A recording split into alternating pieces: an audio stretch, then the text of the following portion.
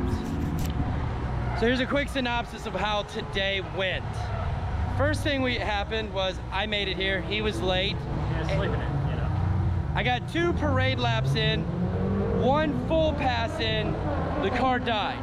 Like, just shut down on me. He shows up. I get here and the car's sitting way over there. We push it this way, start diagging it and digging in, and we suspected a body control module, so it felt pretty hot to the touch, so we took that out, let it cool down, and we had about a half an hour, and then it started back up for us. Yeah, so what I've been finding out, what I thought was a faulty BCM, was the car was heating up, getting up to temperature, and then once the car cooled down, car'd fire right back up, no big deal. What it ended up being. Yeah. I started looking at the crank position sensor connector. It didn't look the greatest. And we were all kind of discussing and talking about it and stuff. And then I was like, well, why haven't we ran a code? Yeah. Well, there was no check engine light, so, but I felt like plugging it in and just seeing if there was something bending or what was going on. And sure enough, we had a crank sensor code. Now, in his defense and mine, we shut this car off frequently because we have a breaker up here, so we can constantly keep shutting the car off. And we never thought about checking for codes in the system. This guy's a genius, and I'd say so. decided to be the certified master tech of the day and said, oh, let's check codes. Lo and behold, there's a CPS code in there. Yep. Gateway salvage is right over there. Right on the other side of the Yeah, like literally a stone's throw. And so we went over and grabbed the crank position sensor.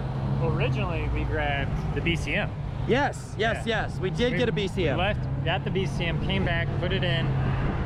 Actually, it fired up with the old BCM, so that happened. We ended up just not putting it in because the car fired back up. So and we had relays and stuff we swapped out. And, and anyways, we thought we were good. And so we hopped in the car. I hopped in the car. I'm sitting there doing final adjustments on his clutch pedal and stuff. And then all of a sudden, I'm like, Jack, we're good to go, let's go. The moment he sits in the car, it starts shitting clutch fluid, brake fluid all over the place. Yeah. Literally here, guys. The moment he presses the pedal. Yeah. I pushed the pedal down and there's no pedal whatsoever. End up finding a 5 cent, 2 cent, little bitty gray O-ring inside my metal slave cylinder where the line clips in, shredded, completely shredded. This guy goes online, gets on a forum from 2006 and does some Googling. They say, check this. He finds it. I find there's an O-ring on there, yeah. So I take it apart and I turn out the O-rings there torn in half. So we didn't find a manual over in the junkyard, so we just had to go with a nitro O-ring, just a regular rubber O-ring, which isn't the greatest repair, but it let us have some fun today. So, but yeah, after that, we fixed that. After we fixed that, that's when we then found the CPS was the problem. Yeah. And because we couldn't get it to fire all of a sudden. No, like, yeah, we had all of our bases covered. So I'm fixing grounds and doing everything. And I said, I don't know. We finally, a guy came over. I don't know the gentleman, you know him, but yeah, they're pretty cool Kia Forte. Yeah. But anyways, it was right over there.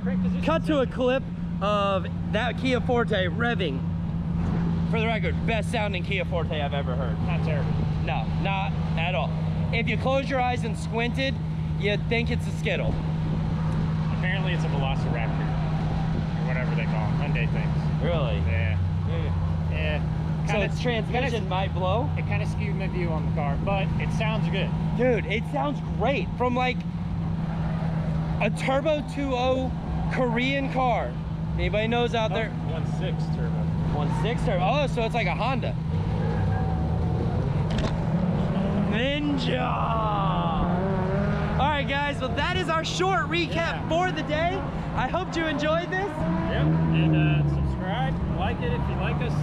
Drop us a comment in the comment section below and tell us how much of an idiot we are for driving the only German Audi out here. I promise. One day we're gonna have a video where we just show up, we drift the entire day, get a bunch of cool clips, and then drive home. That's it. Yeah, and it'll just work. So on that bombshell, we're outie, guys. Peace.